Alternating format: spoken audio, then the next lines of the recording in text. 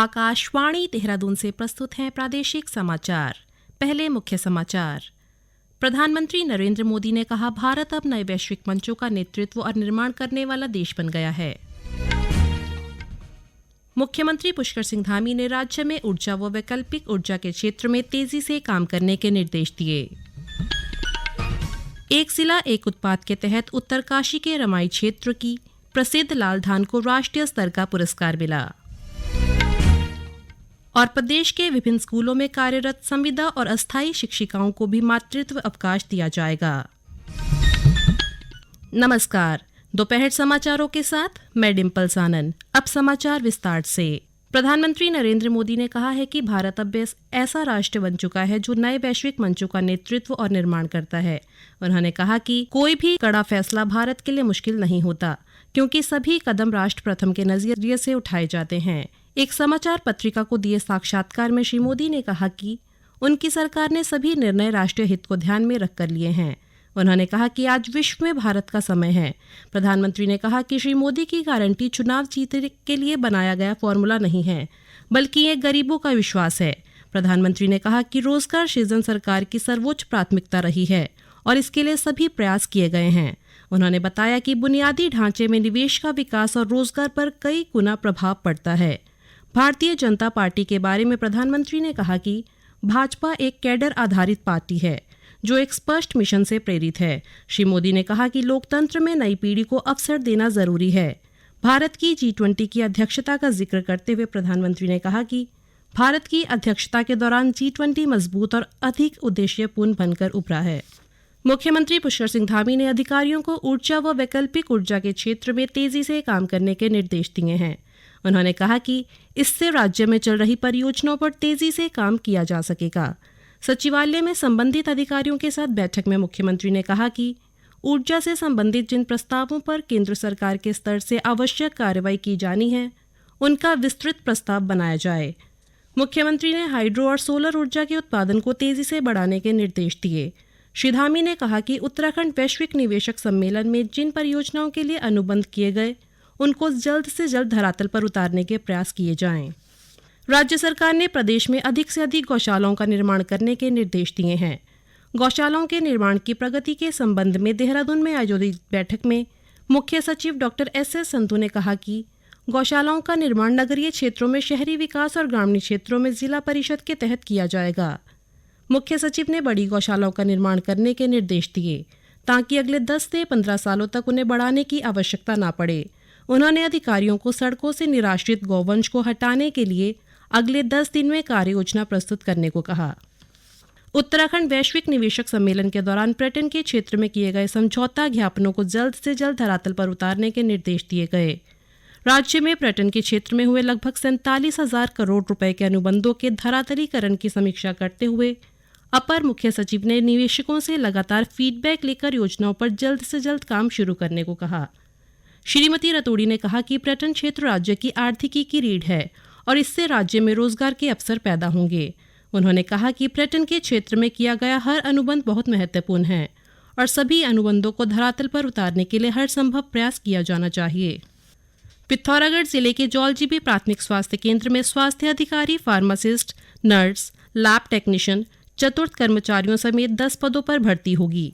स्वास्थ्य सचिव doctor R Rajesh Kumar ने बताया कि इन पदों पर नियुक्ति के लिए राज्यपाल से अनुमति मिल गई है। गौरतलब है कि जौलजीबी में भारतीय सार्वजनिक स्वास्थ्य मानकों के अनुसार प्राथमिक स्वास्थ्य केंद्र का संचालन किया जा रहा है। इसके लिए चिकित्सा स्वास्थ्य महानिदेशालय ने विभाग से 10 पदों के सृजन के लिए अनुमति मांगी थी। स्वास्थ्य सचिव ने कहा कि मुख्यमंत्री के निर्देश पर राज्य में प्राथमिक स्वास्थ्य सेवाओं को मजबूत बनाने पर कार्य किया जा रहा है। देहरादून में उत्तराखंड तीरंदाजी एसोसिएशन की ओर से आयोजित देश के प्रथम आर्चरी लीग का फाइनल मुकाबला आज खेला जाएगा। फाइनल जीतने वाली टीम को 1 लाख रुपए का नगद पुरस्कार और उप विजेता टीम को 50,000 रुपए का नगद पुरस्कार दिया जाएगा। ये समाचार आकाशवाणी के देहरादून केंद्र से प्रसारित किए जा रहे हैं। एक जिला एक उत्पाद के तहत कृषि क्षेत्र में बेहतरीन प्रदर्शन करने के लिए उत्तरकाशी जिले को देश भर में दूसरा स्थान मिला है। नई दिल्ली में आयोजित national one district one product award में देश भर के लगभग 500 जिलों में से उत्तरकाशी को यह सम्मान दिया गया।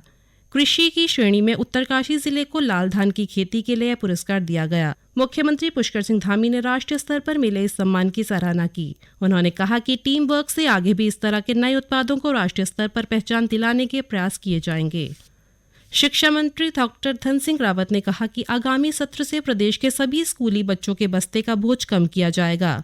उन्होंने कहा कि इस संबंध में जारी आदेश का अनुपालन कराने की जिम्मेदारी मुख्य शिक्षा अधिकारियों की होगी।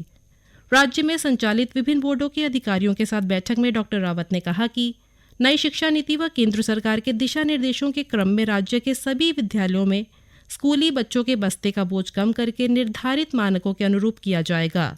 उन्होंने कहा कि इसके लिए अधिकारियों को प्रस्ताव तैयार कर शासन को भेजने के निर्देश दे दिए गए हैं। शासन से निर्देश जारी होने के बाद आगामी सत्र से नई व्यवस्था लागू की जाएगी। शिक्षा मंत्री धन सिंह रावत ने कहा कि प्रदेश के विभिन्न विद्यालयों में कार्यरत संविदा और अस्थायी शिक्षिकाओं को भी अन्य महिला कार्मिकों की तरह मातृत्व अवकाश दिया जाएगा। उन्होंने कहा कि इस संबंध में विभागीय स्तर से सभी जिलों के मुख्य शिक्षा अधिकारियों को जल्द ही निर्देश जारी किए जाएंगे। मुख्यमंत्री पुष्कर सिंह धामी ने वर्चुअल माध्यम से विकसित भारत संकल्प यात्रा के तहत अल्मोड़ा जिले के लाभार्थियों से बातचीत की। इस मौके पर श्री धामी ने कहा कि प्रधानमंत्री नरेंद्र मोदी के नेतृत्व वाली केंद्र सरकार ने 9 साल के कार्यकाल में समाज के हर वर्ग के लोगों को ध्यान में रखकर योजनाएं बनाई और अब उनका लाभ समाज के अंतिम व्यक्ति तक पहुंचाया जा रहा है। उन्होंने कहा कि विकसित भारत संकल्प यात्रा का मुख्य उद्देश्य प्रत्येक पात्र व्यक्ति को सरकारी योजनाओं का लाभ देना है। उन्होंने विभिन्न सरकारी योजनाओं का लाभ ले चुके लाभार्थियों को अन्य लोगों तक सरकारी योजनाओं की जानकारी पहुंचाने का आह्वान किया। भारतीय रेल ने कोहरे के कारण रेल परिचालन को सुचारू रूप से सुनिश्चित करने के लिए लगभग 20,000 फॉग पास उपकरणों का प्रावधान किया है। यह डिवाइस घने कोहरे की स्थिति में देखने में मदद करता है। आकाशवाणी से बातचीत में उत्तर रेलवे के मुख्य जनसंपर्क अधिकारी दीपक कुमार ने बताया कि उपकरण लोको पायलटों को सिग्नल, लेवल क्रॉसिंग गेट और स्थायी गति प्रतिबंधों जैसे चिन्हित स्थलों के स्थान के बारे में ऑनबोर्ड वास्तविक समय की जानकारी प्रदान करता है। विजिबिलिटी कम होती है, रेल यातायात प्रभावित होते हैं। रेलवे इसका बहुत ध्यान रखती है और हर साल की तरह इस बार भी हम लोग ने फॉग सेफ्टी डिवाइसेस जो है वो इंजन के ऊपर लगाए हैं। ड्राइवर को ये एक्स्ट्रा फैसिलिटी मिलती है ये देखने के लिए कि सिग्नल स्थिति कैसी होगी। तो सिग्नल की सिचुएशन उसको पता चलती है, क्योंकि बहुत ज्यादा फॉग होने के कारण अगर विजिबिलिटी बहुत कम हो जाती है तो ये उसके पास एडिशनल डिवाइस होता है कि उसको पता चले कि सिग्नल कहाँ पे है। ये सिग्नल ग्लोबल पोजिशनिंग से आधारित होता है। तो इस तरह से उसको सिग्नल की जानकारी मिल जाती है, जिसके कारण वो एहतियात से गाड़ी को सिग्नल को वॉच करते हुए वो आगे निकाल सकता है। इसके अलावा बाकी भी बहुत सी प्रिकॉशन हम लोग लेते रहते हैं, जिसके कारण सेफ परिचालन में हमें मदद मिलती है। भारतीय जनता पार्टी ने लोकसभा चुनावों के लिए विधानसभा क्षेत्र स्तर पर विस्तारकों की जिम्मेदारी तय कर दी है। सभी विस्तारक आगामी महीनों में पूर्णकालिक भूमिका में संगठन की चुनावी रणनीति और कार्यकर्ताओं के मध्य समन्वय का काम करेंगे।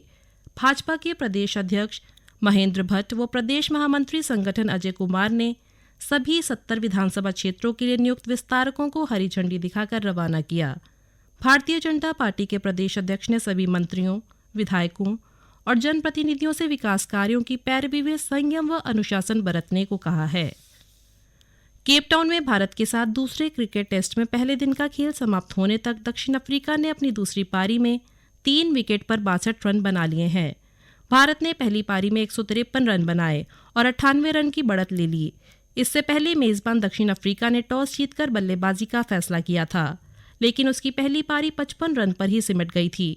दक्षिण अफ्रीका पहला टेस्ट मैच जीतकर श्रृंखला में 1-0 से आगे है। अंत में मुख्य समाचार एक बार फिर। प्रधानमंत्री नरेंद्र मोदी ने कहा, भारत अब नए वैश्विक मंचों का नेतृत्व और निर्माण करने वाला देश बन गया है। मुख्यमंत्री पुष्कर सिंह धामी ने राज्य में ऊर्जा व वैकल्पिक ऊर्जा के क्षेत्र में तेजी से काम करने के निर्देश दिए।